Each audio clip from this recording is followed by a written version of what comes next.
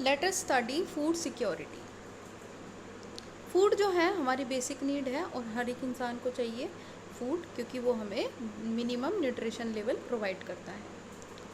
अगर किसी भी सेगमेंट ऑफ पॉपुलेशन के पास फूड सिक्योरिटी नहीं है, तो अगर एक्सेस नहीं है तो वो lack of food security face कर सकते हैं।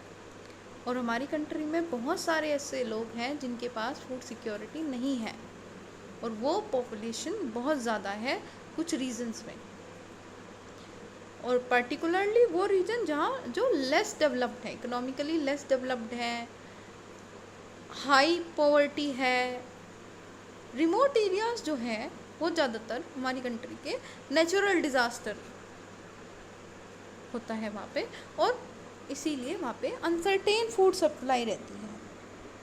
और उस फूड सप्लाई को अवेलेबिलिटी कराने के लिए नेशनल फूड सिक्योरिटी सिस्टम भी गवर्नमेंट ने बनाया है।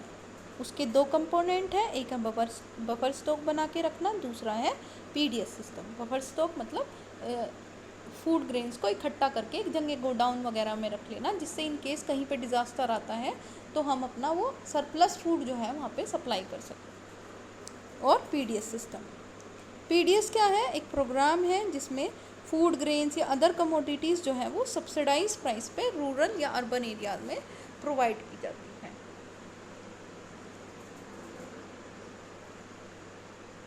हमारे कंट्री में फूड सिक्योरिटी क्या है? प्राइमरी ऑब्जेक्टिव है, जिससे फूड ग्रेन्स कॉमन लोगों को भी अफोर्डेबल प्राइस पे दिया जा सकते हैं, और जो हमारी कंट्री के पुअर लोग हैं उन्हें भी फूड मिल सके।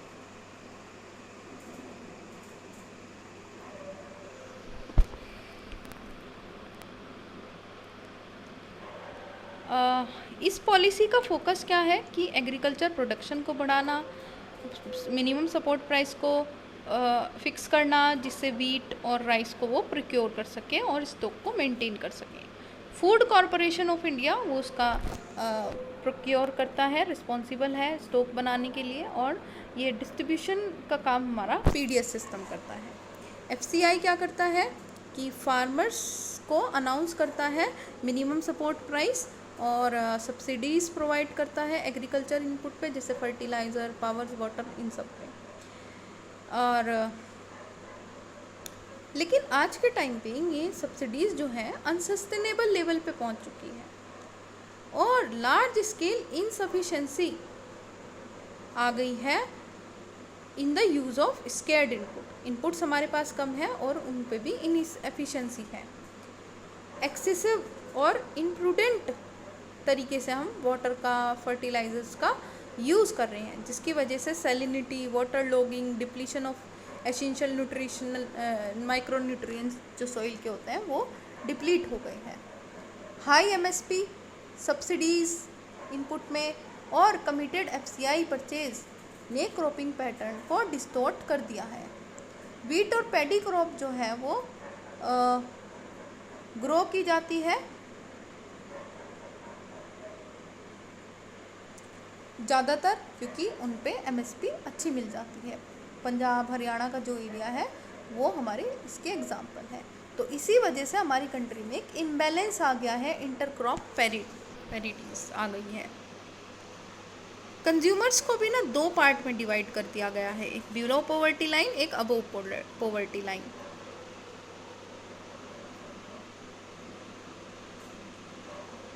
और प्राइसेस भी अलग अलग कैटेगरी के अलग रहेंगे, लेकिन ये कैटेगराइजेशन गलत है, और बहुत सारे डिज़र्विंग पुअर को जिनको पीपीएल कैटेगरी में आना चाहिए उन्हें हटा दिया जाता है, और कुछ सो कॉल्ड एपीएल को बीपीएल में डाल दिया जाता है, क्योंकि उनका फेलियर हो जाता है कोई क्रॉप का, और वो उन इसको सही से नहीं कर पाते, शिफ्ट को एडमिनिस्ट्रेट सही से नहीं कर पाते। हमारी डिस्ट्रिक्ट जो है, ब्लॉक को है, वो सेल्फ सफिशिएंट बनाने की कोशिश करती है गवर्नमेंट, अगर बन सकती है अगर गवर्नमेंट जो है उनको proper agriculture infrastructure, credit linkage और एनकरेज करे लेटेस्ट टेक्नोलॉजी को यूज़ करने के लिए, ना कि सिर्फ 2 ही क्रॉप राइस या वीट पे ही फोकस करें। फूड क्रॉप जो कि बेटर ग्रोथ पोटेंशियल है किसी एरिया में, उन्हें एनकरेज करना चाहिए। नेसेसरी इंफ्रास्ट्रक्चर जैसे इरिगेशन फैसिलिटी, इलेक्ट्रिसिटी, ये सब भी प्राइवेट इन्वेस्टमेंट अट्रैक्ट करता है एग्रीकल्चर में। सस्टेनेबल बेसिस पे प्रोडक्शन होना चाहिए और फ्री ट्रेड होना चाहिए ग्रेन्स में, जिससे एम्प्लॉयमेंट बढ़ेगी और हमारी कंट्री की पॉवर्टी भी कम होगी, स्पेशली रूरल एरियाज़ में। धीरे धीरे फूड क्रॉप जो है वो धीरे धीरे fruits, vegetable, oil seed, industrial crop पे भी शिफ्ट होता जा रहा है। तो नेट सोन एरिया अंडर क्रियल्स और पल्सेस जो है वो धीरे धीरे डिक्रीज हो रहा है और हमारी कंट्री की पॉपुलेशन बढ़ती जा रही है। फूड प्रोडक्शन अगर कम होगा तो कंट्री फिर से फूड सिक्योरिटी इनसिक्योरिटी हो जाएगी। कंपटीशन लैंड का नॉन एग्रीकल्चर यूज जैसे हाउस वगैरह और उसने भी बहुत ज़्यादा एग्रीकल्चर नेट सोन एरिया को डिक्रीज़ कर दिया है और प्रोडक्टिविटी लैंड की जो है वो धीरे धीरे डिक्लाइन हो जा रही है।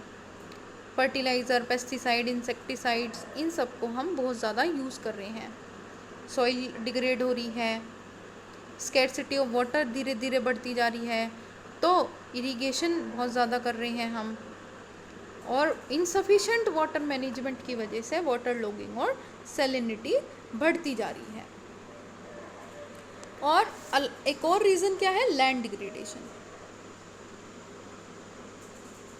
फ्री पावर प्रोवाइड करना, पंप, तो उससे क्या होगा, पंप करते हैं वो ग्राउंड वाटर को, और जो वाटर इंटेंसिव है, लो रेनफॉल एरिया जैसे पंजाब, शुगर केन वगैरह, राइस पंजाब में और शुगर केन महाराष्ट्र में, तो इस वजह से वो क्या करते हैं, बहुत ज़्यादा पानी डाल देते हैं जितना ज़रूरत भी नहीं है। तो हमारे अंडरग्राउंड वाटर जो है उनमें डिप्लीशन आ रहा है, वेल्स, ट्यूबवेल वो ख़त्म होते जा रहे हैं, ड्राई होते जा रहे हैं। तो मार्जिनल या स्मॉल फार्मर्स जो हैं वो उनके पास कोई भी कल्टीवेशन का नहीं है, कल्टीवेशन करने के लिए नहीं है। डीपर ट्यूबवेल, बिग फार्मर्स जो हैं उनके पास डीप ट्यूबवेल्स हैं, लेकिन फिर भी कुछ वाटर क्राइसिस फेस कर रहे हैं, स्टोरेज फैसिलिटी नहीं है, मार्केटिंग फैसिलिटी नहीं है, उस वजह से भी फार्मर्स डिसइंसेंटिव्स होते हैं। और उसके साथ साथ फार्मर्स बहुत ज़्यादा अफेक्ट होते हैं क्योंकि प्रोडक्शन अनसर्टेन होता है, इसमें मार्केट का कुछ नहीं पता, तो उनके पास डबल डिसएडवांटेज होती है क्योंकि इनपुट्स का उन्हें हाई प्राइसेस पे करना पड़ रहा है, और लैक ऑफ बार्गेनिंग पावर है क्योंकि फिक्स कर देती है,